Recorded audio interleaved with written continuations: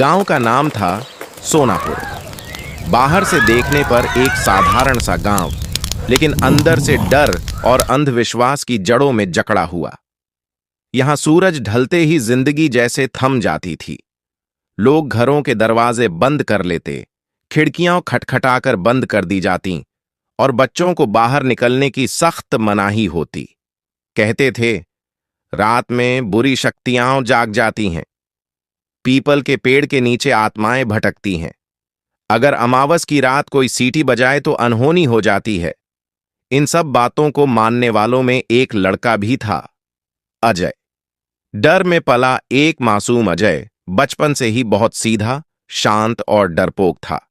उसकी मां सीता देवी खुद भी अंधविश्वास में गहरी डूबी हुई थीं। वह हर बात में टोटके, शकुन और अपशकुन ढूंढ लेती। अगर बिल्ली रास्ता काट दे, काम रुक जाता। अगर छिपकली गिर जाए, दिन भर का काम बंद। अगर सपना बुरा आ जाए, घर से निकलना मना। अजय ने यही सब देखा, यही सीखा। उसका बचपन डर के साए में बीता। रात को अगर कुत्ते भौंकते तो वह कांप जाता। अगर हवा तेज चलती तो उसे लगता कोई आ रहा है। धीरे धीरे डर उसकी आदत बन गया। वो पुराना खंडहर गांव के बाहर एक पुराना टूटा हुआ खंडहर था। कभी वहां जमींदार रहा करता था। अब वहां सिर्फ टूटी दीवारें, झाड़ियां और सन्नाटा था। लोग कहते थे, वहां आत्मा भटकती है। जो गया वो कभी ठीक नहीं लौटा। अजय ने उस जगह को कभी पास से नहीं देखा था। वह रास्ता बदल लेता था, चाहे कितना भी लंबा क्यों ना हो। स्कूल जाते समय उसे दो रास्ते मिलते, एक छोटा रास्ता जो उसी खंडहर से होकर जाता था, और दूसरा लंबा लेकिन सुरक्षित। वह हमेशा लंबा रास्ता ही चुनता। डर की कीमत अजय पढ़ाई में ठीक था। अजय, ये तुमने क्या किया? मुझे तुमसे ऐसी उम्मीद नहीं थी। चुपचाप यहाँ बैठो और अपने किए पर शर्मिंदा हो। अगर कोई ऊंची आवाज में बोल देता तो वह चुप हो जाता। कॉलेज में एडमिशन मिला, लेकिन वहां भी डर उसका पीछा करता रहा।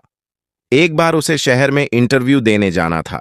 वह मौका उसकी जिंदगी बदल सकता था। लेकिन रास्ते में एक बूढ़ी औरत ने कहा, बेटा, आज मत जाना, आज अमावस है। अजय का दिल बैठ गया। उसने इंटरव्यू छोड़ दिया। बाद में पता चला, उसी इंटरव्यू से कई लोगों की नौकरी लगी। उस रात अजय बहुत रोया, पर डर अब भी जिंदा था। डर की पराकाष्ठा एक रात गांव में अफवाह फैली कि खंडहर में किसी की आत्मा दिखी है। लोग डर से कांप उठे। उसी रात अजय की मां को तेज बुखार आ गया।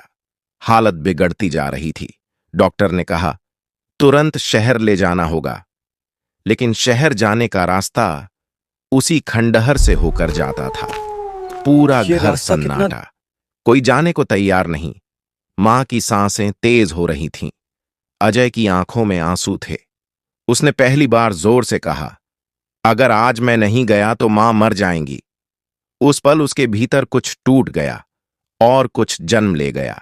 डर से आमना सामना अजय ने मां को कंधे पर उठाया और खंडहर की ओर चल पड़ा। रात अंधेरी थी। हवा की आवाज डरावनी लग रही थी। हर कदम पर दिल जोर से धड़क रहा था। वह जिस जगह से हमेशा भागता रहा, आज उसी से गुजर रहा था। अचानक उसे लगा जैसे किसी ने पीछे से आवाज दी। उसके पांव रुक गए, पसीना बहने लगा। लेकिन उसने पलट कर देखा, वहां कुछ नहीं था, सिर्फ हवा थी, सिर्फ पेड़ों की आवाज। उसी पल उसे एहसास हुआ, डर बाहर नहीं था, डर उसके अंदर था। वह आगे बढ़ता गया और कुछ भी नहीं हुआ। मां को अस्पताल पहुंचा दिया गया। डॉक्टर ने कहा, ठीक हो जाओ, समय पर ले आए, वरना देर हो जाती। असली सच, उस रात अजय सो नहीं पाया। वह सोचता रहा, जिससे मैं पूरी जिंदगी डरता रहा वो तो था ही नहीं। उसे महसूस हुआ कि अंधविश्वास इंसान को कमजोर बना देता है। अगले दिन उसने वही रास्ता फिर से तय किया, जानबूझकर। कोई डर नहीं, कोई साया नहीं, कोई भूत नहीं, सिर्फ सच्चाई। नया अजय। धीरे धीरे अजय बदलने लगा। अब वह हर बात को तर्क से सोचता, डर के आगे झुकता नहीं। उसने पढ़ाई पूरी की, नौकरी पाई, अपने परिवार को बेहतर जिंदगी दी। वह गांव में लोगों को समझाने लगा, डर से मत बल्कि भागो, हमारे उसका भीतर है। सामना करो। लोग सुनते, कुछ मानते, कुछ नहीं, लेकिन अजय को फर्क नहीं पड़ता था, क्योंकि उसने अंधेरे से निकलकर रोशनी देख ली थी। एक दिन वही अजय उसी खंडहर के पास खड़ा था।